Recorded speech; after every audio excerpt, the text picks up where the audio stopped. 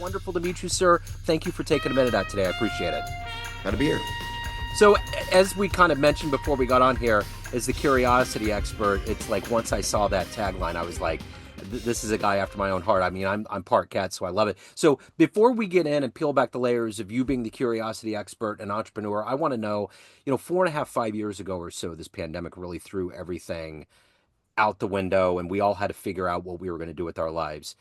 How much of living through that is reverberated into your life and what you do today? Sure. If I may, so I just did a TEDx talk this Yeah, past weekend, and it was on how curiosity is the way to break through the DIY dilemma. yeah. The notion of doing everything ourselves. And the story I tell in this TEDx talk is about a story that came out of Corning, New York. It's kind of southern upstate New York. I don't, I'm not a New York native person, but somewhere in the northern part of New York. And the story really resonated with me and actually inspired me to bring curiosity into this DIY dilemma talk, because the story is about how, you know, COVID was uncertain for everybody. Like when it first started, we didn't know what was going to happen. And I was talking to an executive director of the local nonprofit that supports businesses. And we started talking to have a conversation about the curiosity aspect and the DIY dilemma and all these things. And she's like, we actually discovered a great program. I was not sure that this was going to end in a few weeks, like a lot of people. So she got curious and she brought her team together, got curious, and they created a program called Buy Now, Shop Later. And it was a digital marketplace that allowed every small business, which this small town has over 250 of them, to sell gift cards to generate cash flow. Not a single one of their small businesses closed due to the pandemic, and three Wow. new businesses opened up. Right, and so that was kind of like really the catalyst of the kind of big story in my talk, and to me it just does it's really both the curiosity piece and the DIY dilemma. And the DIY dilemma is obviously that the notion that we constantly feel like we have to do things on our own, suffer through things, fall on the sword, wear self-sacrifice as a badge of honor. And if we really just got curious about different ways to tackle problems, different solutions that are out there, look beyond our current limitations and situations, and see that there's always more opportunity out there. There's more ways to work together, think together, and just explore our horizons. So that's from COVID, and people that were thrived during that period of uncertainty and made some changes were the ones who made it through because Yeah. they were curious. And that absolutely has to carry on beyond that into, you know, we all know that the world changes around us constantly, right? The old saying of you can't throw this a stone into the same river twice. And the only way to truly innovate, grow, and change is to be constantly curious about what you're doing, how you're doing it, why you're doing it that way. Interesting. Well, I kept thinking the whole time that this has a monopoly on us. I think everybody, their true selves came out. You either saw that glass half full or you saw it half empty. And depending on who you were going to go one way or another with it, Yeah, yeah. you No, know? yeah, absolutely. I mean, I think there were some great things that came out of the pandemic. As someone who is an entrepreneur that works from home, it normalized kids being around in a Zoom video, right? There were little nuggets, even if you maybe they're a little hard to find at times, but there were still little nuggets that just normalized life, normalized people working from home, normalized these things that actually just allowed humanity to come out a little bit more because we just weren't on these closed Zoom calls or closed meetings in an office, but just saw everybody kind of living life, right? Even little nuggets like that, they might have been hard to find, but they were there. There was always this separation of church and state when you have kids. Like this is your job and this is your home life. And when you merge those together, it seemed natural. So I have a jazz radio show. I was doing more and more interviews with musicians, and I have a stepdaughter and a son, and I would play the interviews on speaker, and the jazz musicians were totally positive, upbeat. They were real. That we were getting dinged. It was a weird time, but Yeah. to feel that energy and for them to see what I do, what I love, and for them to feel that kind of warmth, I think it's good for the kids to understand why their parents are who they are, because that's a holistic vision. Yeah, 100%. Yeah, again, I think it just normalized everything. It normalized it for the kids, normalized it for the adults. Kids got to see, how hard mom and dad work, especially people like us who don't work a traditional 9 to 5 and kind of entrepreneur and all these different things. And leading up to my TEDx talk, I also My book got launched last week as well, called The Curious Leader. And just, it's been a rough couple, not rough, but just been a busy couple months. And I have to constantly remind my son that, like, daddy doesn't have a typical 9 to 5 job. There are some times I make sure I'm present when I can be present. And at the same time, as an entrepreneur, I've also had the luxury of going to every single field trip he's ever had. Yeah. Uh, because I don't have a 9 to 5, right? Yeah. But are there times I take a phone call at 7 o'clock at night when he's here? Yeah. Yeah. So there's a balance. So if I put you in front of a bunch of grade school kids, speaking of kids, and it's career day, one of the kids is curious and is like, "Hey, what do you do for a living?" How do you answer them? Yeah, for a kindergarten, that's a tough one. I would say I'm an operation management professional, and Okay. what I do is help organizations launch and manage their operations for success. We are looking at, obviously the cross departmental functions as well as those internal operation pieces to make sure things are streamlined and effective. And one thing I like to say is we help push for operational excellence. And how I define that is the organization achieving their intended results as quickly and as efficiently as possible. That's our goal to help them do. So what did you want to be when you were a kid? What was your ideal vision for your life? Well, going back early days is, veterinarian, zoologist, that type of stuff. Once I realized I couldn't see animals in pain every day, I kind of always knew I was going to law school. So obviously the career path was being a lawyer. Uh, you know, Law school was law school. It was a great educational experience. Didn't come out of that like, hey, I want to go practice. And a lot of people don't, right? It's a challenging, tough time, and you come out of it and kind of exhausted. So I fell into working for a legal organization as a member of a law school, and then ended up launching a career in association management. But it also got me working for an association that was a startup that worked with startups. So it Okay. also gave me this double immersion into the startup world, and which really kind of is what launched my career more into the for-profit side. So take me back to your childhood. Where were you born and raised? What were these foundational elements of being a visionary, an entrepreneur, an organization expert, the curiosity? How did all these seeds get planted? Yeah, that's a really interesting question. I am born and raised in Decatur, Illinois, so not too far from Kansas City. Yeah. Actually, have some family that lived in Kansas City for a little bit, but small Midwest farm factory town. I think when I was growing up, the population was around 70,000. It's down to like 55,000 these days. But I had a very, very traditional, conservative upbringing, and I think maybe sometimes that's what kind of has led to my analytical mind. I was a good kid, but I was a stubborn kid. I was a little bit of a smartass and challenged things, and it didn't necessarily, over time, really began to question, the status quo and what I was always taught to believe and that sort of thing. And looking back at my life, curiosity has really always been there from, going to a family reunion and sitting around talking to the adults instead of playing on the playground. Just really have always been kind of that inquisitive, naturally inquisitive mind. And when it came to running operations, I'm like, this is a perfect fit for me. I'm kind of a jack of all trades, master of none. I have, fairly good knowledge in all these different areas, which you have to have for operations. And just the problem solving and analytical aspects of operations just really fit me, my personality. So we're sometimes we're only as good as those that we look up to. We stand on the shoulders of giants. Who's been that inspirational force for you being as highly driven as you are?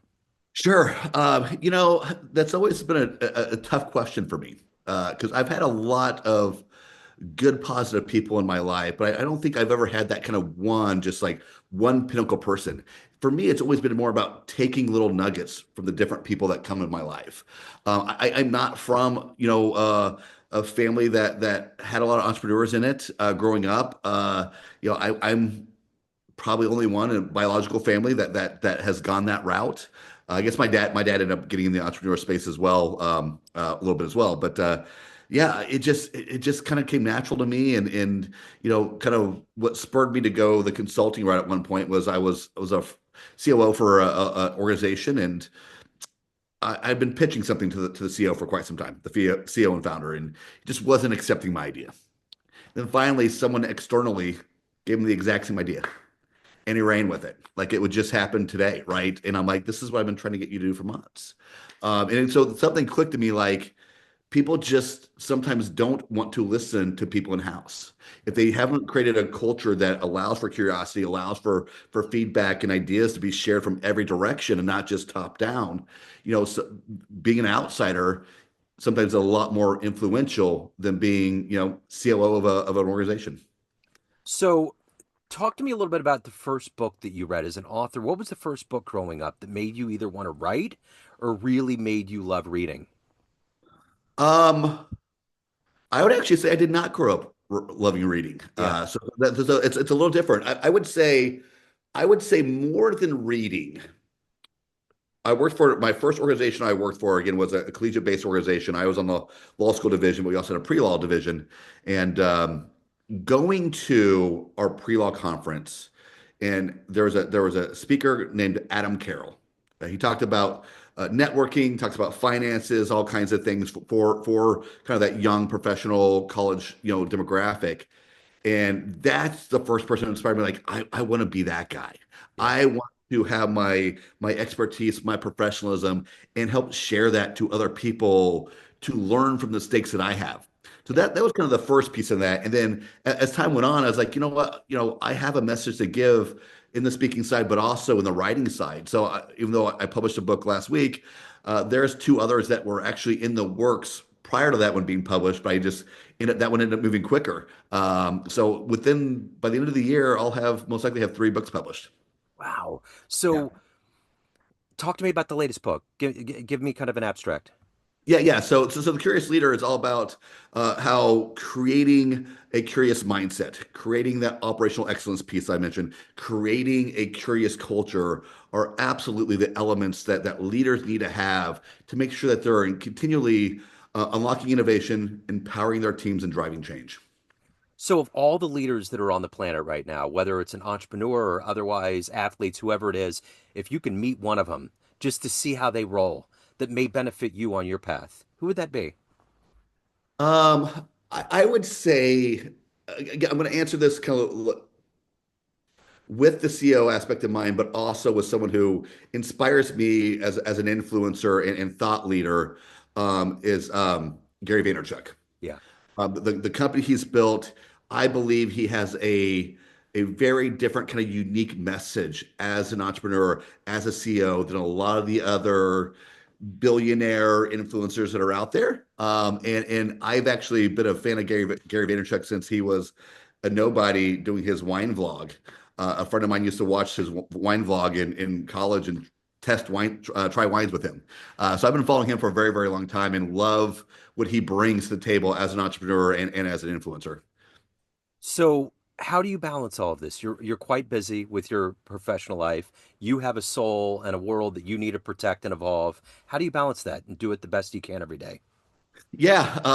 There's certainly times it's tough, right? I think you gotta embrace the moments when there is no extra time, and you got to embrace the moments when there is. And I, as someone who I tend to, for a while there, I was falling this trap of like when things weren't busy for me, like I didn't know what to do.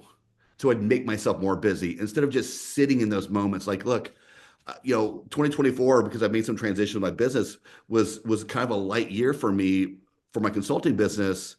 And there were times I'm like, I'm kind of thinking like, what's going on here? But at the same time, having that downtime Yeah. and not having 40 hours worth a week of client work is what allowed me to do the TEDx, write the book, and not be so overwhelmed, right? So you gotta, there's a phase for everything, right? There's a phase for working hard. There's a phase for rest. There's phases for all this, and having to learn when those are present for you, and embracing that, and taking advantage of when there is downtime. So, the one thing about being an entrepreneur is risk. You have to take risks. What's the biggest risk that you've taken in your life? Yeah,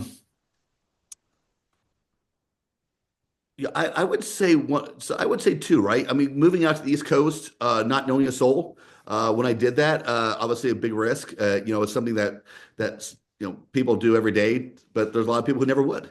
So it's just kind of a scary time. The other thing is, when I the the job that I took that really launched my career on the operational side of things was that second job, that startup trade association, and that was a risky move. I was the fourth employee hired. Um, it literally was just starting from scratch. Had no operations in place. Had some funding to get it going, but that was a huge, huge step. I was going from a director of a department basically to EA/operations manager for the CEO.